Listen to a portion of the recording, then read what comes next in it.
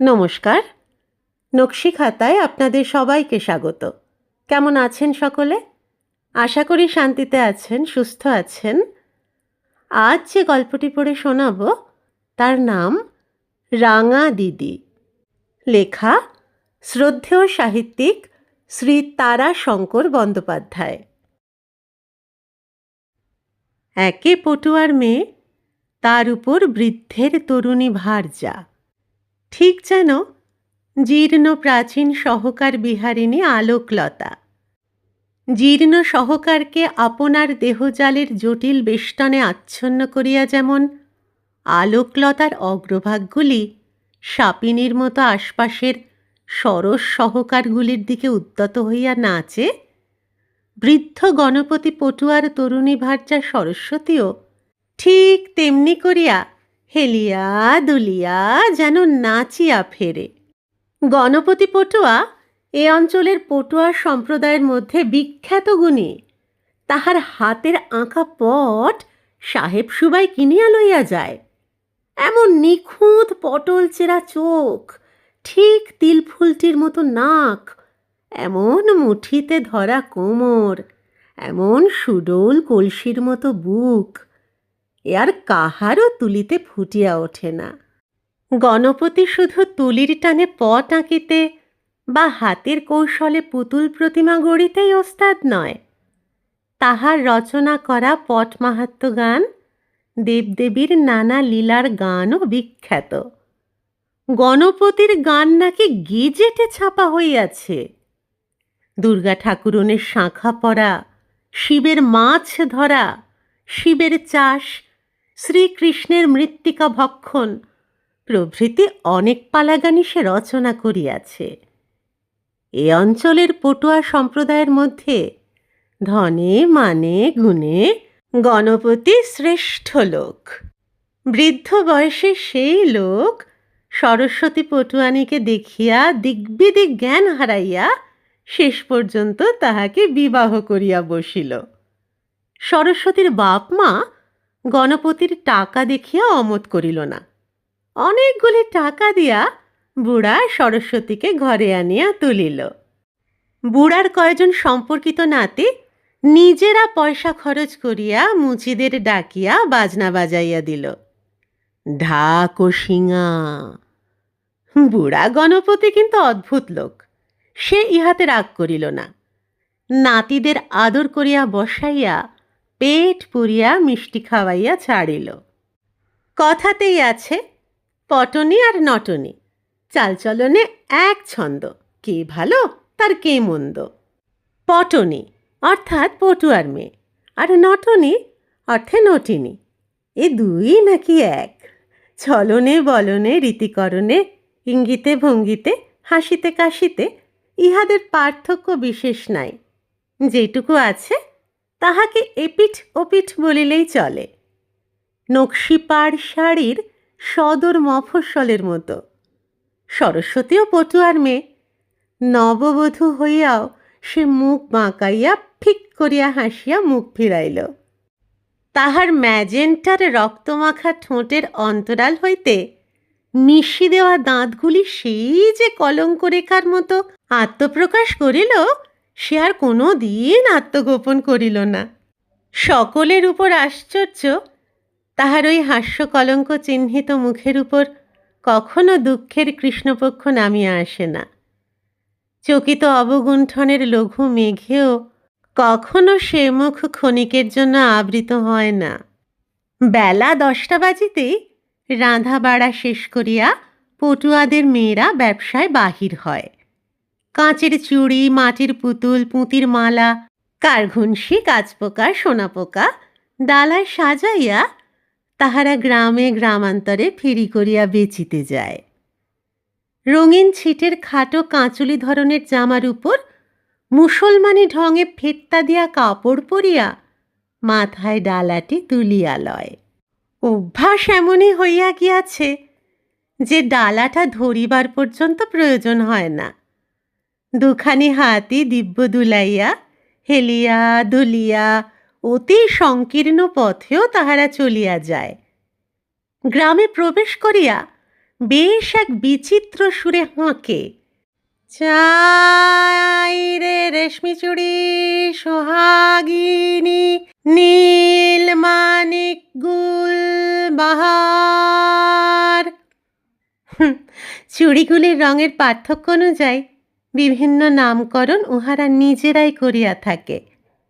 হলুদ রঙের চুড়িগুলির নাম সোহাগিনী, গাঢ় সবুজগুলিকে বলে নীলমানিক, গুলবাহার চুড়ির রং গোলাপি, ঘোর লালের নামের বাহার সবচেয়ে বেশি, মনচোরা।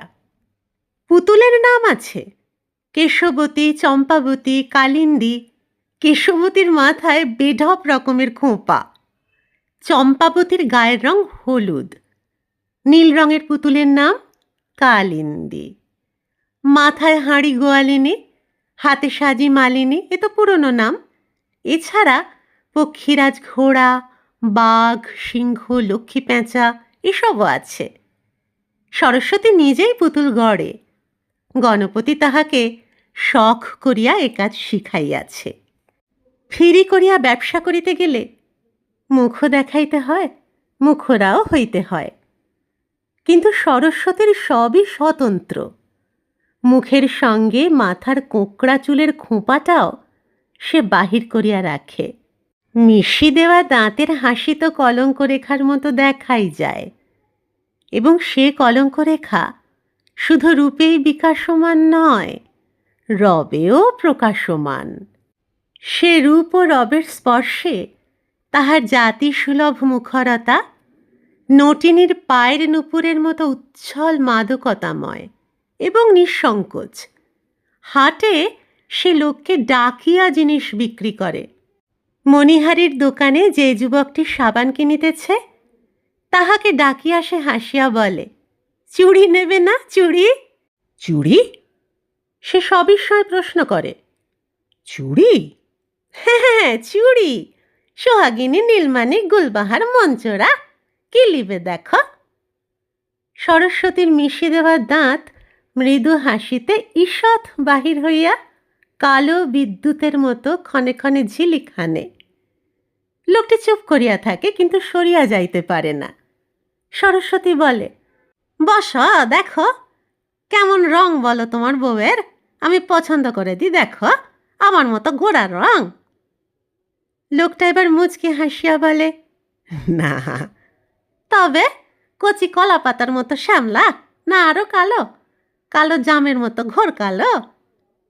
শেষ পর্যন্ত তাহাকে সে ঘোর লাল রঙের মনচোরা রেশমি চুড়ি বিক্রি করিয়া ছাড়ে। আরও একটি ব্যবসা আছে পটুয়ার মেয়েদের। ভদ্র গৃহস্থের বাড়ির মধ্যে ডাক পড়ে। পুরানো কাপড়ে কাঁথা তৈয়ারি করিয়া তাহার উপর নকশা তুলিবার জন্য ছোট বড় ৩-৪ রকমের সূচ হাতে করিয়া তাহারা গৃহস্থের বাড়িতে যায়। গৃহস্থ কাপড় দেয়, কস্তা দেয়, তাহারা ক্ষিপ্র নিপুণ হাতে কাঁথা তৈয়ারি করিয়া তাহার উপর নকশা তোলে, ঠিক যেন যন্ত্রের মতো। নকশাগুলিও তাদের মুখস্থ। লতা পাতা, পাখি, ফুল, খেজুর ছড়ি, বরফি কাটা, বৃন্দাবনী, জলতরঙ্গ প্রভৃতির ছক তাহারা চোখ বুঝিয়া তুলিতে পারে। 5 বছরের পটুয়ার মেয়ে মা ঠাকুরমার কাছে উঠানে বসিয়া ধুলার উপর আঙুল দিয়া নকশা আঁকিতে শেখে, মুখস্থ করে। গৃহস্থ বাড়ির বৌছিয়েরা স্পর্শদোষ বাঁচাইয়া দূরে বসিয়া তাহাদের অবলীলায় চালিত সূচের দিকে সপ্রশংস দৃষ্টিতে চাহিয়া থাকে। গ্রাম গ্রামান্তরের 10 বাড়ির গল্প শোনে। মুখরা পটুয়ার মেয়ে তাহাদের মুখের দিকে চাহিয়া সুচ চালাইতে চালাইতে বলিয়া যায়, কোন গ্রামের কোন বাড়ির বউয়ের নূতন চুড়ি হইয়াছে, সে চুড়ির প্যাটার্ন কি, কাহার বাড়ির বউয়ের হাতের চুড়ি হঠাৎ অন্তর্হিত হইয়াছে, কোন বাড়ির গিন্নির কণ্ঠস্বর কুরুক্ষেত্রের কোন শঙ্খের মতো, কোন বাড়ির বধূর কথাগুলির ধার শাঁখের করাতের মতো, ভালো মন্দ 2 ধারাতেই না কাটিয়া ছাড়ে না, ইত্যাদি ইত্যাদি। সরস্বতী ইহার উপরে বৌদিদি দিদিমণিদের লইয়া ঠাট্টা তামাশা করে, মুচকি মুচকি হাসিয়া ছড়া কাটে, কত নূতন লীলারঙ্গ শিখাইয়া যায়। তাহারা তাহাকে গণপতি সম্বন্ধে কোনো প্রশ্ন করিতেই ব্যাস আর রক্ষা থাকে না। মুখে কাপড় দিয়া লজ্জার ভান করিয়া সেই যে সে হাসিতে আরম্ভ করে, সে হাসি আর তাহার শেষ হয় না। অবশেষে সে তাহার সুচকুলি গুটাইয়া লইয়া বলে, আজ আর হবে না দিদি ঠাকরুন, আজ চললাম, কাল আসবো। দুশ্মনের হাড়ের দাঁত, ও আর আজ বারণ শুনবে নাই। সরস্বতী চলিয়া গেলে মেয়েরা কঠোর সংযমে শ্লীলতায় উগ্র হইয়া উঠে। সকলেই এক বাক্যে বলে, সরস্বতীর মরণই ভালো। বৃদ্ধ হইলে কি হয়, সে তো স্বামী, তাহার নামে ওই হাসি। সরস্বতীর হাসি কিন্তু তখনও থামে না। সে হয়তো পথ চলিতে চলিতে তখনও আপন মনে হাসে, অথবা বাড়ি ফিরিয়া চিত্রাঙ্কনরত গণপতিকে হাসিতে হাসিতেই বলে, বাবুদের মেয়েরা কি বলছিল জানো? পট হইতে মুখ তুলিয়া তাহার মুখের দিকে চাহিয়া গণপতি মৃদু হাসিয়া প্রশ্ন করে, কি বলছিল? মুখে কাপড় দিয়া তাহারি দিকে আঙ্গুল দেখাইয়া সরস্বতী বলে, তোমার কথা শুধা ছিল। হাতের তুলিটা একবার নামাইয়া রাখিয়া সকৌতকে গণপতি প্রশ্ন করিল, কি শুধা ছিল? বলছিল। খুব গম্ভীর হইবার চেষ্টা করিয়া সরস্বতী আরম্ভ করিল, বলছিল, কিন্তু আর সে বলিতে পারিল না। কি বলছিল? একখানা কাচের বাসন যেন অকস্মাৎ সঙ্গীতময় ঝনৎকারে ভাঙিয়া পড়িল। খিলখিল করিয়া হাসিয়া গড়াইয়া পড়িয়া সরস্বতী বলিল, সুধা ছিল, বুড়াকে বিয়ে করলি কেনে? কৌতুক হাস্যে গণপতির মুখ উদ্ভাসিত হইয়া উঠিল। সে বলিল, তো কি বললি? বললাম বললাম বুড়া হলে কি হয় গো ঠাকরুন, দাম যে বুড়ার $1,00,000, জানো না? মরা হাতি $1,00,000। তাই তো মরা লয় বুড়া, গণপতি মানে গণেশ, আর গণেশের যে সুর আছে গো। গণপতি হা হা করিয়া হাসিয়া উঠিল, বারবার ঘাড় নাড়িয়া তারিফ করিয়া বলিল, বড়ই বলেছিস রে সরস্বতী, খুব বলেছিস তু। বুড়া হাতি, গণপতি হলো গণেশের নাম, গণেশের মাথায় গজের মুন্ডু, বাহ। সরস্বতীও পা ছড়াইয়া বসিয়া মৃদু হাসিতে আরম্ভ করিল। গণপতি হঠাৎ তুলি লইয়া সরস্বতীর ছড়ানো পা দুইখানির একখানি বাঁ হাতে ধরিয়া বলিল, তুলি দিয়ে তোর পায়ে আলতা পরায় দি দেখ। ক্ষণিকের জন্য সরস্বতীর ভ্রু কুঞ্চিত হইয়া উঠিল। পরক্ষণেই সে মিশি দেওয়া দাঁতের ঝিলিক হানিয়া হাসিতে আরম্ভ করিল, বলিল, ইহারে এলে বলে দিব কিন্তু। গণপতি কোনো উত্তরই দিল না। ইহারা অর্থে পাড়ার নাতি সম্পর্কিত তরুণের দল। নিত্য সন্ধ্যায় তাহারা এখানে নামাজ পড়িতে আসে। নামাজ সারিয়া প্রহরখানেক রাত্রি পর্যন্ত তাহারা আড্ডা জমাইয়া হইচই করিয়া কাটায়। নাতি সকলে একদিক হইয়া সরস্বতীকে রহস্যবাণে বিপর্যস্ত করিতে চেষ্টা করে। সরস্বতী একা তাহাদের বান কাটিয়া তাহাদিগকে বাণবিদ্ধ করিতে চেষ্টা করে। বুড়া গণপতি বসিয়া মৃদু মৃদু হাসে, প্রয়োজন হইলে মধ্যস্থতা করিয়া বিচার করিয়া দেয়। পটুয়ারা ধর্মে ইসলামীয়, কিন্তু আচারে ব্যবহারে নামে পুরা হিন্দু। তাহারা নামাজও পড়ে, আবার হিন্দুর ব্রত আচারও পালন করে। হিন্দুর অখাদ্য খায় না। দেবদেবীর প্রতিমা গড়ে, পটের উপর হিন্দুর পুরাণ কথার ছবি আঁকে, সেই পট দেখাইয়া লীলা গান করিয়া ভিক্ষা করে। জাতি জিজ্ঞাসা করিলে বলে ইসলাম। চাষবাসের বালাই নাই, ভিটা, চলিবার পথ, গৃহস্থের দুয়ার, এ তিন ছাড়া মাটির সহিত সম্বন্ধ নাই। সেই বলিয়াই সরস্বতীর মতো মেয়েরও তাহাদের সমাজে সাজা নাই, কিন্তু তাহাদের রসনা তো মানুষেরই রসনা, সুতরাং নিন্দা না থাকিয়া পারে না। সরস্বতীর নিন্দায় পটুয়া পাড়া ভরিয়া উঠিল, কিন্তু দিগন্তের ওপারের বিদ্যুৎ চমকের মতো কথাটার চকিত আভাস পাইলেও প্রাণঘাতী বিদ্যুৎ শিখার সংস্পর্শ বা মেঘ গর্জনের ধ্বনি সরস্বতী ও গণপতির প্রত্যক্ষ গোচরে কোনো দিন আসিল না। একদা সে বিদ্যুৎ শিখার উত্তাপ এবং গর্জন প্রথম প্রত্যক্ষ করিল সরস্বতী। সেদিন হাটের পথে সরস্বতীর সঙ্গিনী ছিল তাহারই সমবয়সী একটি মেয়ে, তাহার বাড়ির সন্ধ্যা মজলিসের নিয়মিত সভ্য এক নাতির পত্নী। পথে নির্জন মাঠে ছুতা করিয়া ঝগড়া বাঁধাইয়া মেয়েটি বিদ্যুৎ শিখার মতোই জ্বলিয়া উঠিল। তীক্ষ্ণ চিৎকারে সরস্বতীকে বলিয়া দিল, কালামুখী কলঙ্কিনী, গলায় দড়ি দিগা, তুই গলায় দড়ি দিগা। সরস্বতী হাসিয়া আকুল হইল, বলিল, গলায় দড়ি দিব কি বোন? শেওড়া গাছের ডালে দড়ি বাঁধতে গিয়া ভূতের ভয় লাগে, মনে পড়ে যায় তোর বরকে। সঙ্গিনী মেয়েটা একেবারে ক্ষিপ্ত হইয়া উঠিল। সে সরস্বতীর সঙ্গ ছাড়িয়া বিপথে ভিন্ন গ্রামের দিকে পথ ধরিল। বাড়ি ফিরিয়া মুখে কাপড় দিয়া হেলিয়া দুলিয়া হাসিয়া সরস্বতী গণপতিকে বলিল, কি এনেছি দেখো।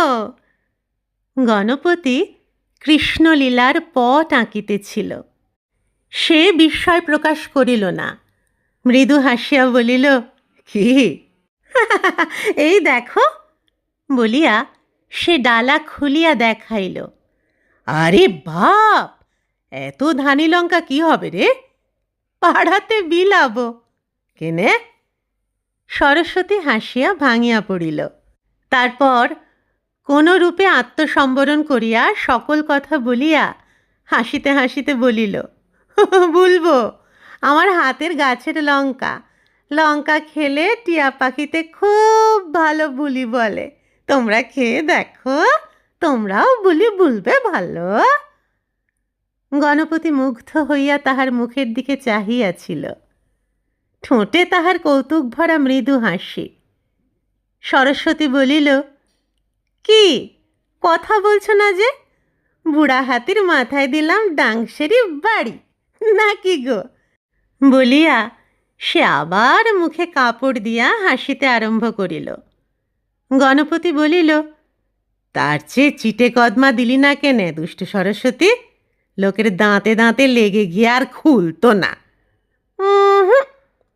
সরস্বতীর কথাটা পছন্দ হইল না। কিছুক্ষণ পর গণপতি সরস্বতীকে ডাকিয়া বলিল, দেখ।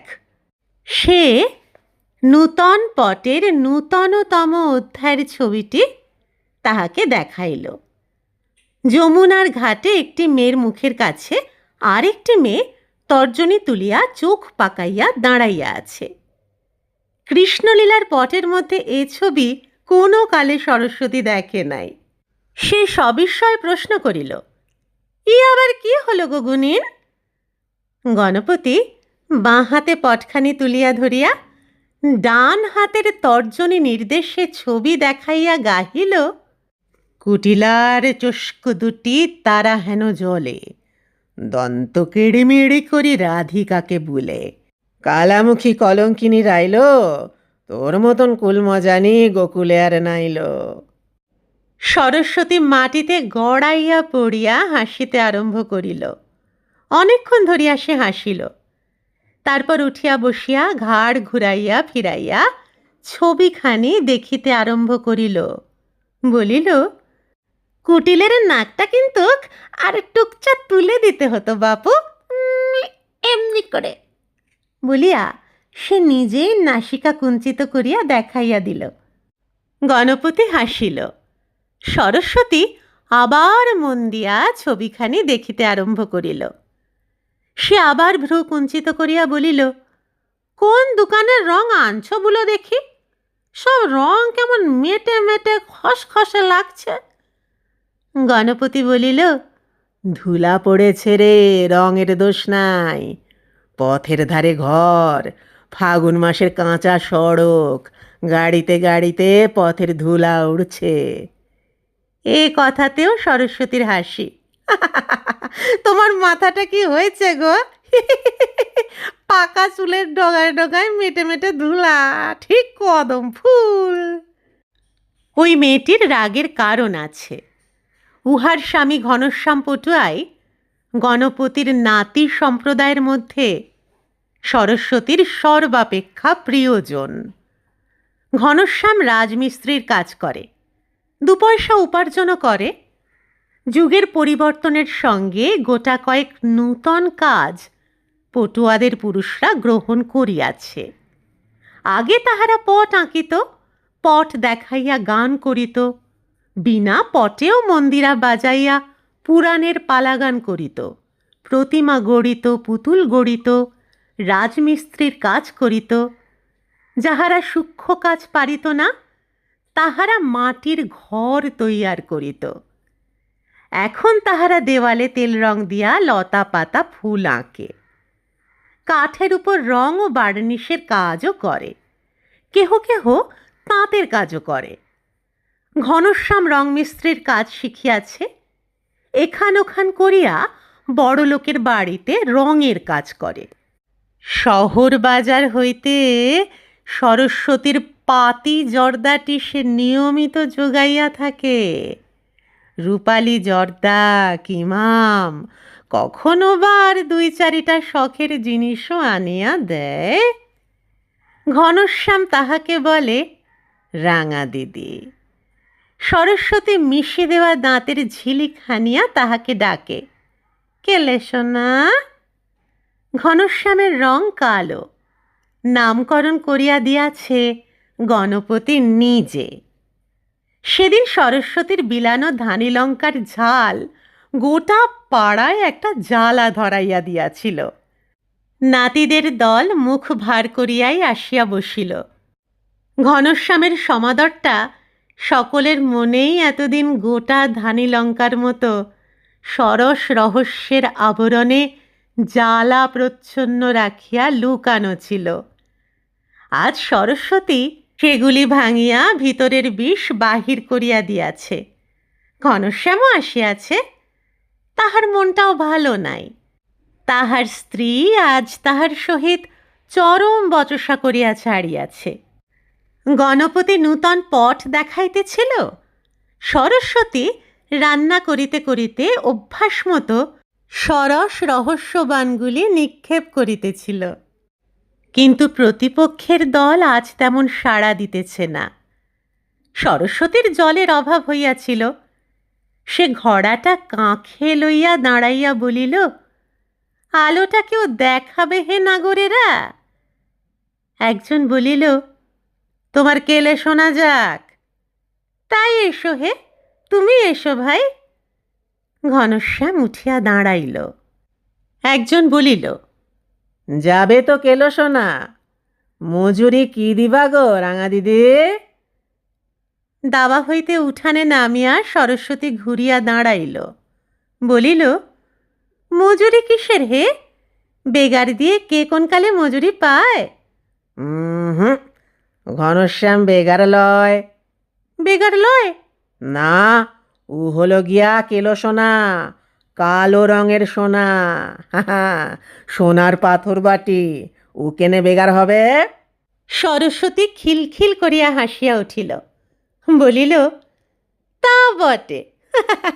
বলো হে কেলে সোনা, কি লিবা মজুরি? ঘনশ্যাম কিছু বলিবার পূর্বেই একজন বলিয়া উঠিল, সব সখীকে পার করিতে লিব আনা না, শ্রীমতীকে পার করিতে লিব কানের সোনা। অপর একজন সঙ্গে সঙ্গেই বলিয়া উঠিল, তোমাকে রাঙা দিদি আর বলবো না ঠাকরুন দিদি, বলবো বিনোদিনী। কেলো সোনা নাম রাখে রাধা বিনোদিনী। তোমার নাম হলো বিনোদিনী। গণপতি হা হা করিয়া হাসিয়া উঠিল, বলিল, তুমি বড় ভালো বলেছ হেলাতি। এ মজলিসে কলকে তোমারই আগে পাওনা, লাও কলকে লাও। হুঁকা সমেত কলকেটি সে তাহার দিকে আগাইয়া দিল। সরস্বতী খিলখিল করিয়া হাসিতে আরম্ভ করিয়া দিয়াছিল। সে উচ্ছল হিল্লোলে ঘাটের দিকে ঘুরিয়া দাঁড়াইয়া বলিল, তবে বাঁশি লাও হে কেলো সোনা, ঘাটের ধারে তুমি বাজাইবা, আমি জল ফেলব আর জল ভরব। সরস্বতীর এই নির্লজ্জতায় সমস্ত নাতি সম্প্রদায়ও আজ স্তম্ভিত হইয়া গেল। ঘনশ্যামের সহিত গোপন প্রেমের কথাটা এমন ঘোষণা করিয়া স্বীকার করিয়া লওয়ায় তাদের সর্বাঙ্গ রি রি করিয়া উঠিল। একজন গণপতিকে বলিল, তোমাকে আমরা খাতির করি, ভালোবাসি, কিন্তু তুমি এইবার গলায় দড়ি দিয়া মরো। ছি। গণপতি উত্তরে নাতি সম্প্রদায়কে গণনা করিতে আরম্ভ করিয়া দিল। সকলে বিস্মিত হইয়া তাহার মুখের দিকে চাহিয়া রহিল। গণনা শেষ করিয়া অত্যন্ত দুঃখিতভাবেই বুড়া বলিল, হলো না ভাই, তোমরা 5-এর অনেক বেশি, 8 জনা। 5 হলি না হয় বউয়ের নাম দিতাম দ্রৌপদী, তোমরা হতে পাণ্ডব। কথা শেষ করিয়া বুড়া মৃদু মৃদু হাসিতে আরম্ভ করিল। নাতির দল কয়েক মুহূর্ত নীরবে বসিয়া থাকিয়া নীরবেই একে একে উঠিয়া চলিয়া গেল। সরস্বতী ঘাট হইতে ফিরিল উচ্চ কণ্ঠে হাসিতে হাসিতে। ঘনশ্যাম নীরবে আলোটি নামাইয়া দিয়া হতভম্বের মতো দাঁড়াইয়া রহিল। গণপতি বলিল, বসো হে কেলে সোনা। ঘনশ্যাম ঢোক গিলিয়া বলিল, রাত অনেক, না বসবো না। বলিতে বলিতে সে চলিতে আরম্ভ করিল। সরস্বতীর হাসি আরও বাড়িয়া গেল। গণপতি কোনো প্রশ্ন করিল না, সে তামাক সাজিতে বসিল। সরস্বতী এবার মুখে কাপড় দিয়া হাসিতে হাসিতে বলিল, বলে তালাক দাও বুড়াকে, নিকা করো আমাকে। গণপতি চকিত হইয়া মুখ তুলিয়া সরস্বতীর মুখের দিকে চাহিল। পরক্ষণেই সেও মৃদু মৃদু হাসিতে আরম্ভ করিল। পরদিন হইতে নাতি সম্প্রদায় গণপতির বাড়িতে নামাজ পড়িতে আসা বন্ধ করিল। অপর এক প্রৌঢ় পটুয়ার বাড়িতে তাহারা নামাজের আস্তানা গাড়িল। অভিরাম পটুয়া, পয়সায় গণপতি অপেক্ষা কম নয়। সে ভালো রাজমিস্ত্রি, শৌখিন নকশার কাজ সে ভালোই করে, কিন্তু কুলকর্মের রাজের কাজটা পটুয়া সম্প্রদায়ের নিকট কৌলিন্যজনক নয়। অভিরাম নামাজ প্রার্থীদের পুরোভাগে দাঁড়াইবার অধিকার এমন অপ্রত্যাশিতভাবে পাইয়া খুশি হইয়া উঠিল। সে শুধু জল তামাকের ব্যবস্থা করিয়াই ক্ষান্ত হইল না, প্রত্যহ 1 বান্ডিল বিড়ির ব্যবস্থা পর্যন্ত করিল। ডুগি তবলা মন্দিরা কিনিয়া পালাগানের মহড়ার আড্ডাও খুলিয়া দিল অভিরাম। কেবল ঘনশ্যাম আশা ছাড়িল না। এই লইয়া পটুয়াদের রমণী সমাজ একেবারে শতমুখী হইয়া উঠিল। তাহারা সরস্বতীর সহিত একসঙ্গে ব্যবসায় যাওয়া পর্যন্ত বন্ধ করিল। কিন্তু সরস্বতীর তাহাতে কিছু আসিয়া গেল না। চুড়ি পুতুলের পসরা চাপাইয়া সে একাই গ্রাম গ্রামান্তর ঘুরিয়া আসিত। প্রতিবেশিনীদের মুখে মুখে তাহার কলঙ্ক কাহিনী অঞ্চলময় ছড়াইয়া পড়িয়াছিল। ফলে হাটে তাহার পসরার সম্মুখে ভিড় জমিয়া উঠিতে আরম্ভ করিল মধুমক্ষিকার ঝাঁকের মতো। নির্জন পথে প্রান্তরেও 2-1 ক্রেতার পর্যন্ত অভাব হইত না। সরস্বতী সেইখানেই চুড়ি পুতুলের পসরা নামাইয়া বসিত। তাহার রাঙা দিদির নামটা পর্যন্ত সকলের জানা হইয়া গিয়াছে। ক্রেতারা হাসিয়া ডাকে, রাঙা দিদি। সে বলে, কিলিবা লাও লাতি। ঘনশ্যাম ইহাতে একদিন রাগ করিল। না রাঙা দিদি, ছি। সরস্বতী কথার জবাব দিল না, হাসিয়া শোরগোল তুলিয়া ফেলিল। ঘনশ্যাম আবার বলিল, হেসো না, এটা হাসির কথা লয়। পর মুহূর্তেই মুখে কাপড় দিয়া উচ্ছ্বসিত হাসির আবেগে সে ভাঙিয়া পড়িল। ঘনশ্যাম রাগ করিয়া চলিয়া গেল। 2 দিন সে আসিল না পর্যন্ত।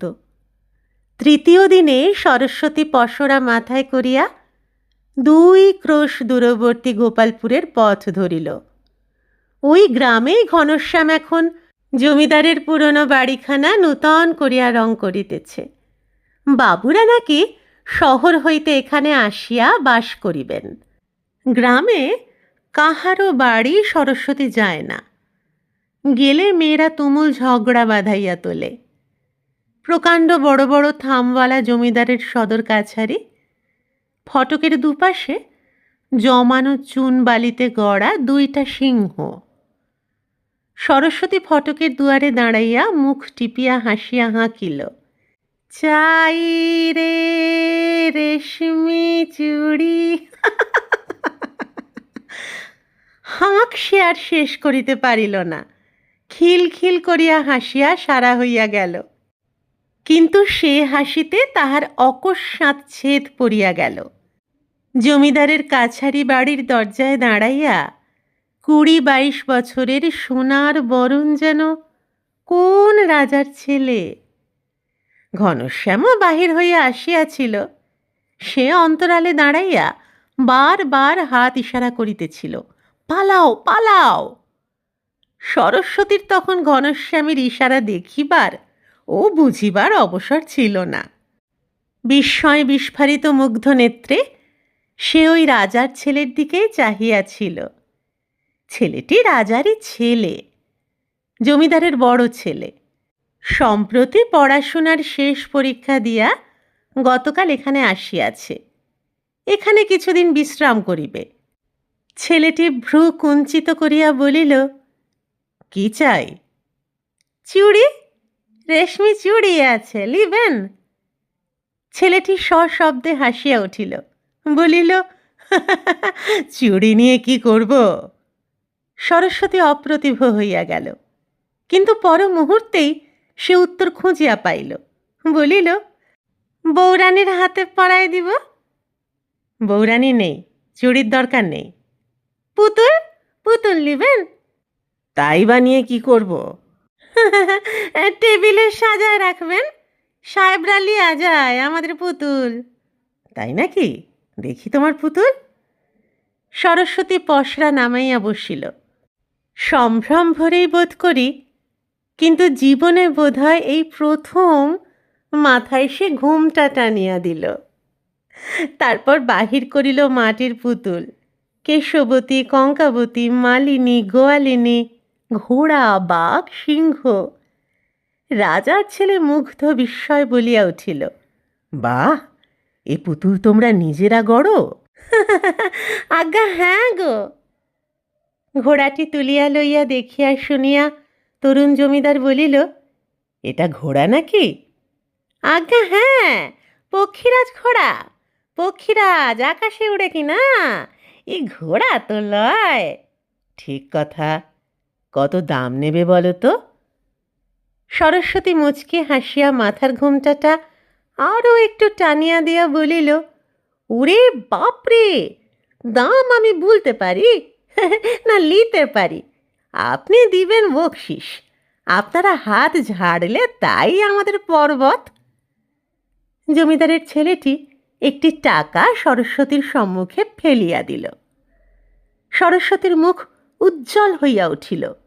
পুতুলের দাম 2 পয়সা হিসাবে 7টা পুতুলের জন্য 14 পয়সার বেশি কেউ দিত না। সে টাকাটা কুড়াইয়া কপালে ঠেকাইয়া আঁচলের খুঁটে বাঁধিল। টাকা বাঁধিয়াও সে উঠিল না, আবার আরম্ভ করিল, পট লিবেন না? পট? পট? হ্যাঁ আজ্ঞা হ্যাঁ, রামলীলা, কেষ্টলীলা, গৌরলীলা সাহেবরা কিনে নিয়ে যায় আজ্ঞা। ও পট, তোমরা পট আঁকো নাকি? কিন্তু নতুন পট তো চলবে না, পুরনো পট চাই। আছে তোমাদের? আজ্ঞা, আমার মরদ খুব পুরনো নোক, 60 বছরের বুড়ো, তারই আঁকা পট আছে। তোমার মরদ মানে তোমার স্বামী 60 বছরের বুড়ো? আজ্ঞা হ্যাঁ গো। সরস্বতী মুখ হেঁট করিয়া হাঁটুর মধ্যে মুখ গুঁজিয়া খুক খুক করিয়া হাসিতে আরম্ভ করিল। ঘনশ্যাম আড়ালে দাঁড়াইয়া প্রথম হইতেই সমস্ত শুনিতেছিল। সরস্বতীর চাপা হাসির শব্দে তাহার সর্ব অন্তর ঘৃণায় রি রি করিয়া উঠিল।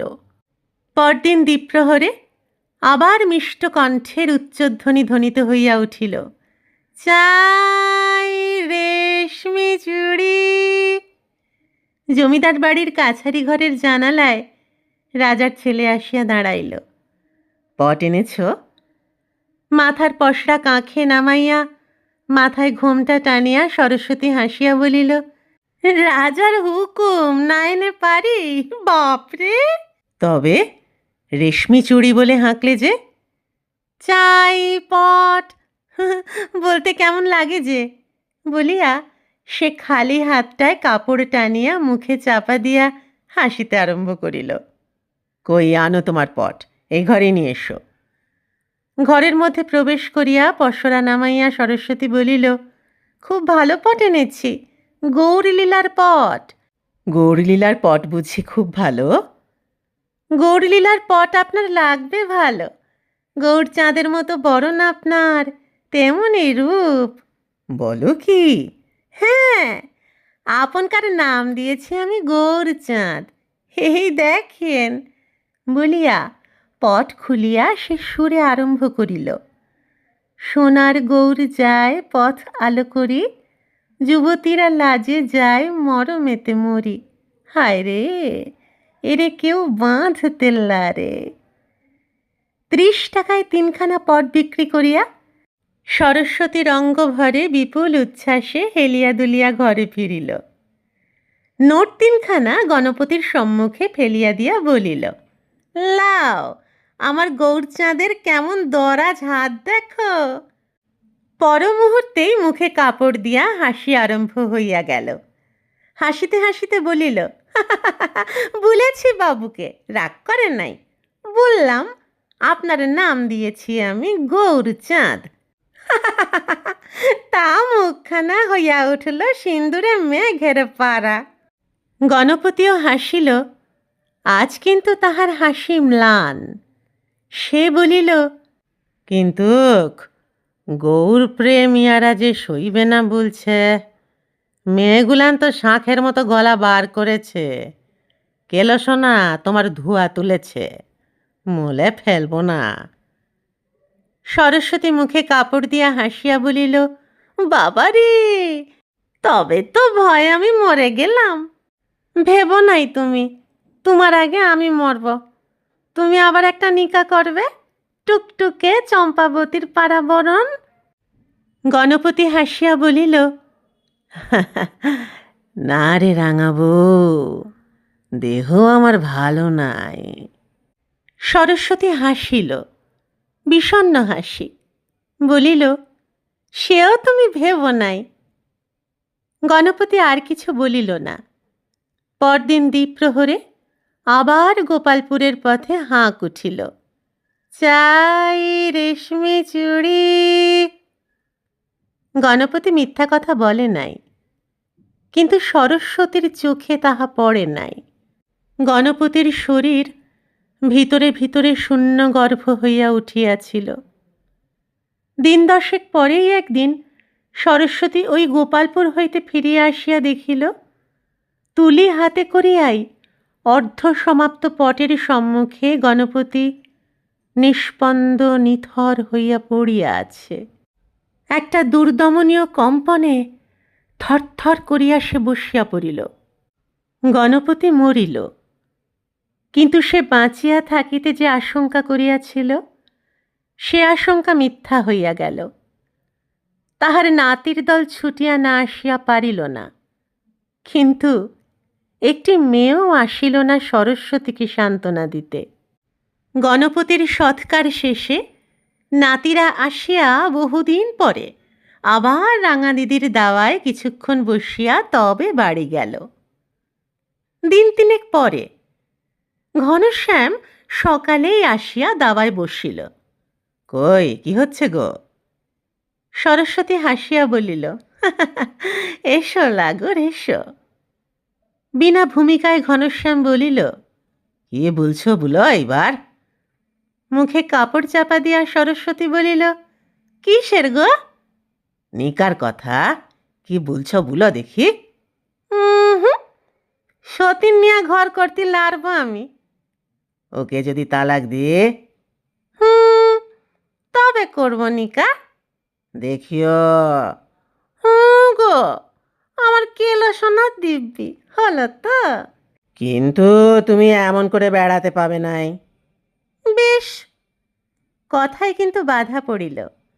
নাতি সম্প্রদায়ের অন্যতম নাতি দ্বিজপদ আসিয়া উপস্থিত হইল। কই রাঙা দিদি কই? এসো এসো ভাই, এসো। সরস্বতী হাসিয়া অভ্যর্থনা করিল। ঘনশ্যাম উঠিয়া গেল। দ্বিজপদ বসিয়া বলিল, তারপরে? হাসিয়া সরস্বতী উত্তর দিল, আমার কথাটি ফুরালো, নটে গাছটি মোড়ালো। হ্যাঁ, নোটে তুই।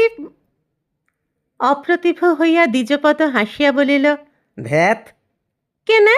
ধেত কেনে? বুড়া দাদু তো গেল, তুমি কি করবে শুধাতে এলাম তা না। বুড়া মরেছে, আমি নেকা করব? তা উহুম, সতীন নিয়ে আমি ঘর করতে লারবো হে, তুমি উঠে যাও। আমি যদি তালাক দিই? তখন এসো, পিঁড়ি পেতে রাখবো আমি। এখন উঠো, আমি যাব গোপালপুর, জমিদার বাবুর পুতুলের বরাত আছে। সে ডালা সাজাইয়া দুয়ারে তালা দিয়া বাহির হইয়া গেল। তালা দিতে গিয়া সে একটা দীর্ঘ নিঃশ্বাস না ফেলিয়া পারিল না। বুড়া ওই ঠাঁইটিতে বসিয়া ছবি আঁকিত। তালা চাবির অভ্যাস তাহার নাই। স্তব্ধ দ্বিপ্রহর। গোপালপুরের পথে হাঁক উঠিল, চাই রেশমি চুড়ি। কিন্তু জমিদার বাড়ির জানালা আজ খুলিয়া গেল না। কোথাও এতটুকু শব্দ হইল না। বাতায়ন পথগুলি সবুজ রঙের কপাটে ভাঁজ মিলাইয়া নিরন্ধ্র রুদ্ধ। গৌরচাঁদ চলিয়া গিয়াছে। পটুয়াপাড়ার প্রায় প্রতি ঘরেই একটা অবরুদ্ধ কান্না গুমরিয়া মরিতেছিল। তরুণী বধূগুলি গোপনে মুখ লুকাইয়া কাঁদিতেছে, কিন্তু কেহ কাহারও কান্নার কথা জানে না। তাহাদের স্বামীরা তাহাদিগকে তালাক দিতে বদ্ধপরিকর হইয়া উঠিয়াছে। কিন্তু আশ্চর্যের কথা, সরস্বতী না মরিয়াও তাহাদিগকে রেহাই দিল। সকালে উঠিয়া সকলে দেখিল সরস্বতী নাই, কোথায় চলিয়া গিয়াছে। নাতিরা সকলেই পরস্পরের সন্ধানে চাহিয়া পরস্পরকে দেখিয়া নিশ্চিন্ত হইল। তাহারা সকলেই আছে, সেই নাই। সকলেই ছুটিল তালাকের আর্জি ফিরাইয়া আনিতে। মেয়েরা চোখের জল মুছিয়া গালি গালাজে শতমুখী হইয়া উঠিল। সরস্বতী বলিয়া তাহাকে কেহ চেনে না। শহরে রাঙা দিদির চুড়ি ও মাটির পুতুলের দোকান বিখ্যাত। পাকা আমের মতো গৌরবর্ণা প্রৌঢ়া রাঙা দিদির খরিদ্দারেরা নিত্য তাহার জিনিস কেনে। 7-8 বছরের ছেলেমেয়েরা নিত্য পুতুল ও চুড়ি ভাঙে, নিত্য কেনে। কি চাই ভাই? পক্ষীরাজ ঘোড়া? কালকের এটা রাক্ষসে খেয়ে নিয়েছে? কি দিদি, আজ কি পরবে? মঞ্চরায় না নীলমানিক? লোকে বলে বুড়ি পাটুয়ানির অগাধ পয়সা। গল্পটি শেষ হলো। কেমন লাগলো জানাবেন। যদি ভালো লাগে চ্যানেলটি সাবস্ক্রাইব করে আমার পাশে থাকবেন। নকশি খাতাকে আপনার নিজের করে নেবেন। সকলে খুব ভালো থাকুন, আনন্দে থাকুন, সুস্থ থাকুন, পরিবারকে নিয়ে শান্তিতে থাকুন। শিগগির দেখা হচ্ছে আরেকটি গল্প নিয়ে। আজ আসি।